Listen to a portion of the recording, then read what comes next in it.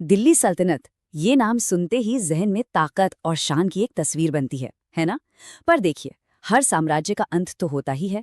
तो आज हम जरा इतिहास के पन्नों को पलटकर देखेंगे कि आखिर ये महान सल्तनत ढह कैसे गई, और जानेंगे उन दो आखिरी राजवंशों की कहानी जिन्होंने, कह सकते हैं, इसके पतन की कहानी लिखी। जरा सोचिए, 300 साल, मतलब एक ऐसा साम्राज्य जो कितनी ही पीढ़ियों तक चला, वो आखिर ताश के पत्तों की तरह बिखर कैसे गया? यही वो बड़ा सवाल है जो हमें इस पूरी कहानी के हर मोड़ पर, कह सकते हैं, रास्ता दिखाएगा। तो चलिए इसी का जवाब ढूंढते हैं। तो कहानी की शुरुआत होती है एक बहुत बड़े झटके से, तैमूर का आक्रमण। उसने दिल्ली को बस, कह सकते हैं कि खून से लथपथ और बिल्कुल कमजोर करके छोड़ दिया था। सल्तनत अब सिर्फ नाम की रह गई थी, जिसका शासन दिल्ली और बस आसपास के कुछ छोटे मोटे इलाकों तक ही सिमट गया था। चारों तरफ बस एक अफरा तफरी का माहौल था। और इसी उथल पुथल के बीच में सामने आता है दिल्ली सल्तनत का चौथा राजवंश, सैयद वंश। लेकिन देखिए, ये कोई मजबूत शुरुआत बिल्कुल नहीं थी। ये तो बस एक कमजोर होती सल्तनत को संभालने की एक बहुत ही फीकी सी कोशिश थी।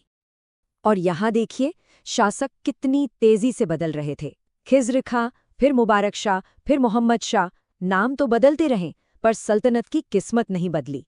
कोई भी शासक उसे पुराने गौरव तक वापस नहीं ले जा पाया। और यहाँ एक बड़ी दिलचस्प बात है, इस वंश का जो संस्थापक था, खिज़्र खां, उसने कभी खुद को सुल्तान नहीं कहलवाया। नहीं, उसने उपाधि ली रैयत-ए-अला की। इसका मतलब सीधा सा था कि वो खुद को तैमूर का बस एक प्रतिनिधि मानता था, कोई आज़ाद बादशाह नहीं।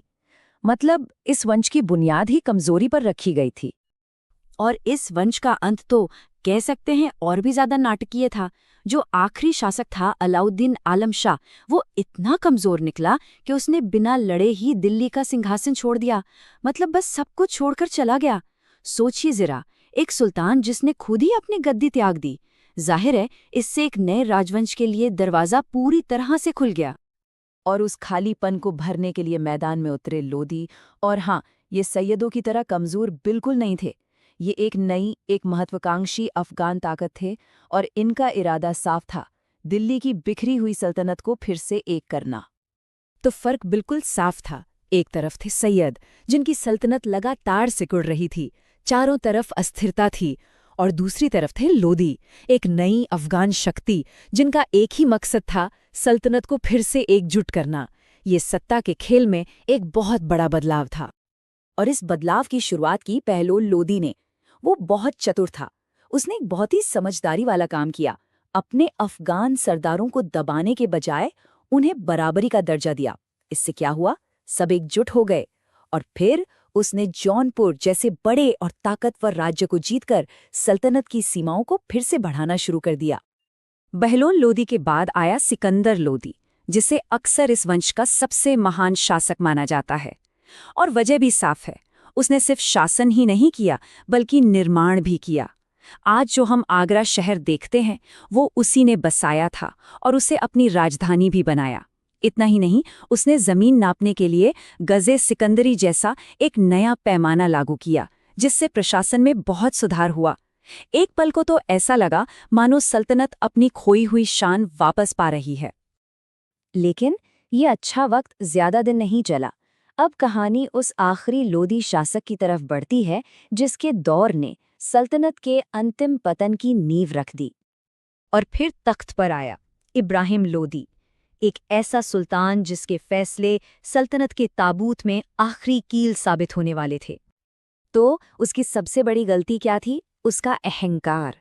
देखिए, जहां उसके दादा और पिता ने सरदारों को साथ लेकर चलने की नीति अपनाई थी, वहीं इब्राहिम ने उन्हें अपनी ताकत दिखानी शुरू कर दी, उन्हें नीचा दिखाना शुरू कर दिया।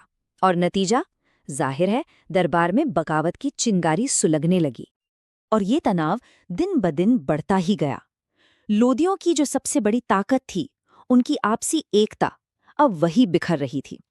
सोचिए, जिन सरदारों को सल्तनत की रक्षा करनी चाहिए थी, वही अब सुल्तान के सबसे बड़े दुश्मन बन बैठे थे। और कहते हैं ना, जब घर में ही फूट पड़ जाए तो बाहरी दुश्मन को मौका मिल ही जाता है। कुछ नाराज सरदारों ने मिलकर एक ऐसा कदम उठाया जिसने हिंदुस्तान का इतिहास हमेशा के लिए बदल दिया। उन्होंने काबुल के शासक बाबर को भारत पर हमला करने का न्योता भेज दिया। और वो न्योता स्वीकार कर लिया गया। अब दिल्ली सल्तनत को अपनी आखिरी और सबसे बड़ी लड़ाई का सामना करना था, पानीपत के मैदान में। साल था 1526, एक तारीख जो हमेशा के लिए इतिहास में दर्ज हो गई। इसी साल 320 साल पुरानी दिल्ली सल्तनत का सूरज हमेशा के लिए डूब गया। बाबर की सेना ने इब्राहिम लोधी को बुरी तरह हराया। एक युग का अंत हो चुका था।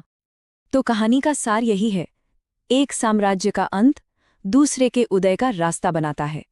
दिल्ली सल्तनत की राख पर ही हिंदुस्तान की अगली महान शक्ति यानी मुगल साम्राज्य की नींव रखी गई। और ये सब हमें एक आखिरी सवाल पर लाकर छोड़ देता है।